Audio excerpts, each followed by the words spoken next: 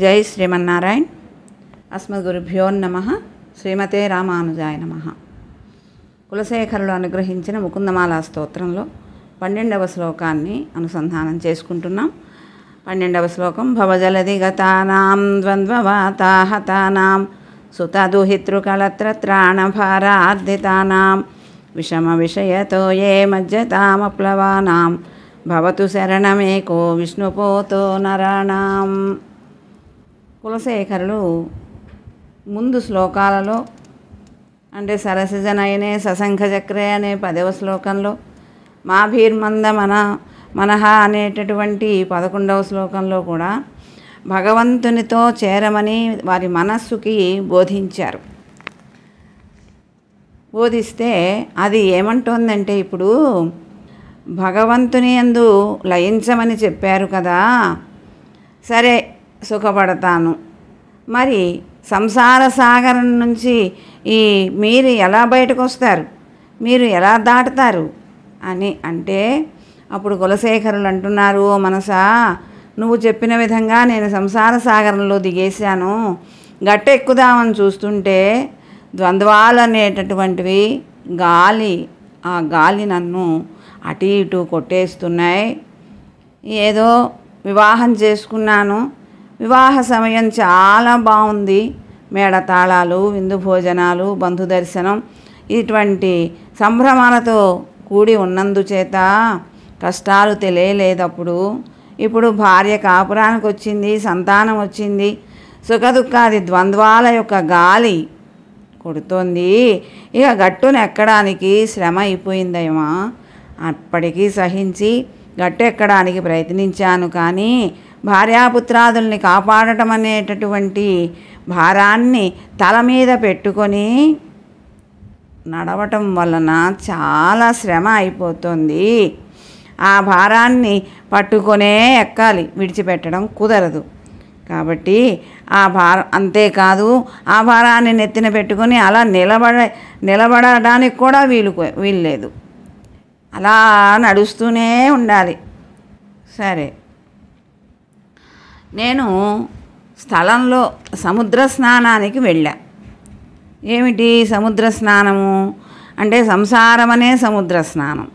చక్కగా దిగావు కదా, అయితే ఇంకేంటి, లేచిరా అంటే, అబ్బెబ్బే నేను అలా లేచి రావడానికి కుదరడం లేదు, ఈ సంసార సముద్రంలో నుంచి చాలా కష్టాలు ఉన్నాయి, భార్య బిడ్డలు బంధువులు వీళ్ళందరినీ రక్షించడంతోనే సరిపోతుంది, నాకు చాలా శ్రమగా ఉంటుంది, నేను గట్టెక్కలేను అంటే, అయ్యో అదేమిటి, సంసార సముద్రంలో కాకపోయినా సముద్రంలో మునుగుతూనే ఉన్నావు కదా, గ్రహణ కాలంలో మునుగుతావుగా, మరి అలాగే ఇప్పుడు కూడా మునిగావు, ఏమవుతుంది, లేచిరా అంటే, ఆ గ్రహణ సమయంలో మునిగిందేముంది, లేచి రావచ్చు. అది సరి అయిన స్థలంలో మునిగా కాబట్టి లేచి రాగలిగా. కానీ ఇప్పుడు అలా కాదు, తగిన స్థలం కాదు, అది పూడిపోయేటటువంటి అగాధం లాంటి స్థలంలో దిగా. కాబట్టి మరి అటువంటి ఆ అగాధంలో నుంచి నేను లేచి రాలేకపోతున్నాను. అయితే విషయవాంఛలన్నీ ఉన్నాయి. ఇప్పుడు ఆ విషయవాంఛనలు ఎలా ఉండాలి, భగవత్పరంగా ఉంటే మళ్ళీ గట్టెక్కచ్చు. కానీ అవి కూడా అలా లేదు. ఇప్పుడు అనుభవించడానికి ఇంద్రియాలు ఇచ్చాడు భగవంతుడు, అనుభవింపబడడానికి విషయాలని ఇచ్చాడు, అనేకం ఇచ్చాడు లోకంలో, ఇవన్నీ అనుభవించడానికే. కాబట్టి ఆ రాగద్వేషాలన్నీ విడిచిపెట్టేసి విషయాలను అనుభవించాలి. అంతేకాని ఈ విషయాలలో మునిగిపోవడం కాదు కావలసింది. నేను ఎట్లా విషయాలలో మునగకుండా విషతుల్యములైనటువంటి విషయాలలో మునిగా. విషంతో సమానమైనటువంటి రాగద్వేషాలతో ఉన్నటువంటి విషయాలలో దిగా. కాబట్టి ఆ విధంగా పోనీ ఈ సంసార జలధిలో దిగేటప్పుడు ఓడ ఏమైనా సహాయంగా చేసుకొని దిగావా అంటే అలాగూ చేయలేదు. ఓ మనసా, ఈ రీతిని అల్లాడేటటువంటి మానవులకి విష్ణువు అనే నావ ఒక్కటే శరణ్యం. నువ్వు మాత్రం భగవంతుని దగ్గరకు చేరు, నాకు ఓడ దొరుకుతుంది, దాటించు వాడికి ఏమీ ఇవ్వక్కర్లా, మనస్సును మాత్రం అర్పిస్తే చాలు, దానినే కూలీగా చేసుకుని ఆయన ఒడ్డుకు చేరుస్తాడు. ఏమిటి ఇప్పుడు కూలి ఏమిటి అంటే మన యొక్క భక్తి మనస్సు, ఈ మనస్సుని ఆయనకు అర్పిస్తే దయా చేత అతడు తెప్పలాగా అవుతాడు. అయ్యో సముద్రంలో పడి అల్లాడుతున్నాను అని అడగద్దు. అసలు నిత్య పరిపూర్ణుడు ఆయన, ఆయనకేం తక్కువ, ఆయనకు మనం ఏమి ఇవ్వగలం, అతనికి ఏమీ ఇవ్వక్కర్లేదు.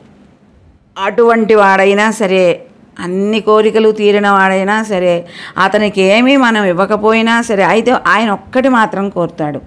అదేమిటి అంటే భక్తి, అదే మనస్సు. నీ మనస్సును నాకు ఇచ్చేయి అని భగవద్గీత 12వ అధ్యాయంలో స్వామి చెప్తారు. మనస్సుని గనక నాకు సమర్పిస్తే, నన్నే నమ్మి ఉంటే, మృత్యు రూపమైనటువంటి సంసార సాగరంలో నుంచి మిమ్మల్ని దాటిస్తాను అని. ఏతు సర్వాణి కర్మాణి మయి సన్యస్య సన్యప్యమత్పరాః. ఏతు సర్వాణి కర్మాణి మయి సన్యస్య మత్పరాః అనన్యేనైవ యోగేన మాం ధ్యాయంత ఉపాసతే తేషామహం సముద్ధర్త మృత్యు సంసార సాగరాత్ భవామి న చిరాత్ పార్థ మయా వేసిత చేతసాం. ఈ శ్లోకాల్లో స్వామి చెప్పారు.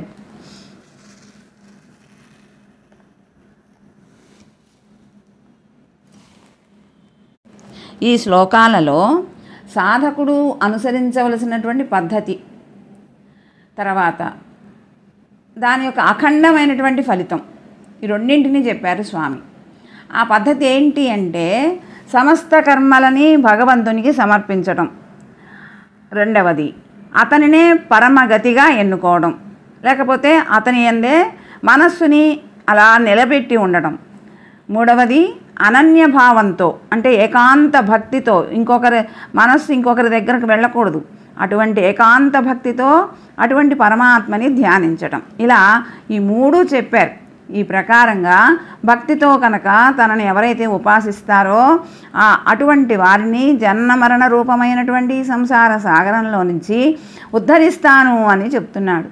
ఆహాహా, ఎటువంటి మాత్ర ఫలితమండి!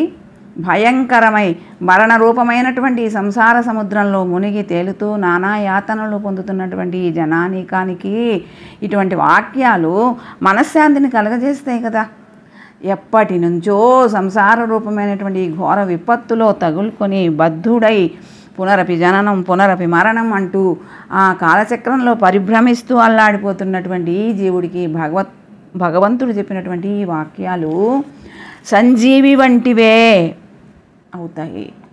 మునుగుతున్నవాడికి నావ ఎట్లా అవసరమవుతుందో అలాగే సంసారం అనేటటువంటి దుఃఖ బాధితులైనటువంటి వాళ్ళకి భగవంతుడు అటువంటి వాడు. ఎంత గొప్ప సముద్రంలో అయినా సరే ఒక చిన్న నావ దొరికితే చాలు, దాటగలుగుతాం. అలాగే సంసార సముద్రాన్ని దాటాలి అంటే భక్తి అనే తెప్ప మనల్ని దాటిస్తుంది. అందుకే సముద్ధర్త అన్నాడు స్వామి. అంటే భగవానుడు చాలా కరుణ కలిగిన వాడు కాబట్టి అలా చెప్తున్నాడు.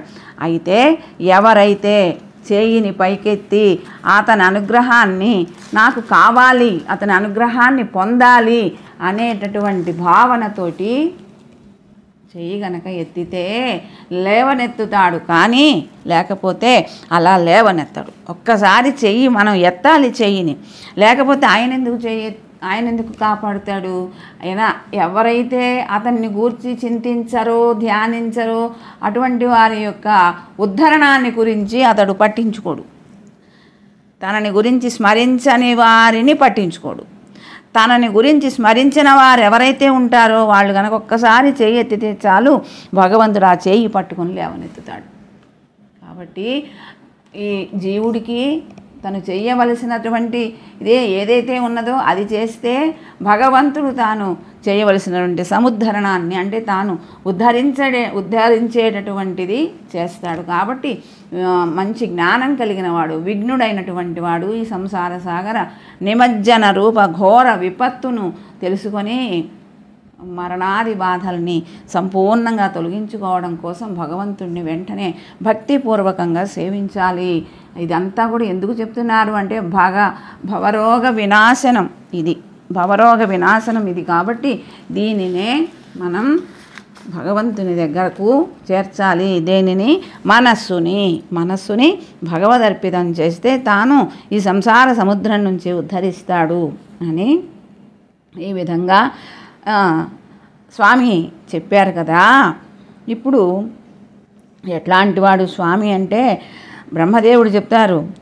బ్రహ్మదేవుడు అడుగుతాడు, స్వామి నిన్ను నమ్మిన వారు ఈ సంసార సాగరాన్ని గోవత్స పదజలమట్లుగా, అంటే గోవు యొక్క దూడ నేల మీద కాలు ఆనిస్తే ఎంత స్థలంలో అయితే దాని పాదం పడుతుందో ఆ స్థలంలో పట్టిన నీరు ఎంతైతే ఉంటుందో దానిని దాటడం ఎంత తేలికో అంత తేలిక చేస్తాడు.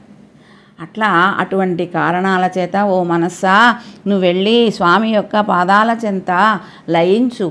స్వామి గట్టెక్కిస్తాడు. వాడికి కావలసింది ఏమిటి అంటే కూలి. ఆ కూలి ఏమిటంటే నువ్వే. ఓ మనసా నీవే కనుక నిన్నే కనుక ఆయనకు సమర్పించుకుంటే ఆయన నిన్ను గట్టెక్కిస్తాడు. నువ్వేమి ఇక వేరే కూలి కోరడాయన. ఆ స్వామియే ఓడవుతాడు. అందుచేత నిన్ను ధ్యానించమని చెప్పాను కదా భగవంతుని యొక్క శ్రీపాదాలని. నువ్వు వెనక్కి రావద్దిగా, పాపిని అని భయపడద్దు. ఏమీ అతడే మనకి స్వామి. తల్లి పక్కనున్నటువంటి స్వామి నన్ను శ్రీధరహ కదా, శ్రీధరుడైనటువంటి వాడు ఉన్నాడు మనకి, స్వామి అయినవాడు. పక్కనే తల్లి కూడా ఉంది. కాబట్టి లోకంలో వ్యసనాలని పోగొట్టేవాడు, దుఃఖాలని పోగొట్టేవాడు ఎవరు అంటే స్వామియే. అటువంటి పోగొడతాడు అని విశ్వాసంతో ఎవరైతే ఉంటారో వాళ్లను సంసార సాగరంలో పడి ఉన్నటువంటి మన యొక్క బాధలన్నింటినీ కూడా తీరుస్తాడు. అందుకే దైవీహేష గుణమయి మమ మాయా దురత్యయ మామేవయే ప్రపద్యంతే మాయామేతాం తరంతితే అని కదా చెప్పారు. కాబట్టి ఈ సంసార సాగరంలో పడి దాని గల బాధల్ని పొంది ఉండేటటువంటి నరులకి విష్ణువు అనేటటువంటి ఓడయే శరణ్యము అంటూ ఈ 12వ శ్లోకంలో కులశేఖరాళ్వార్ అనుగ్రహించారు. జై శ్రీమన్నారాయణ.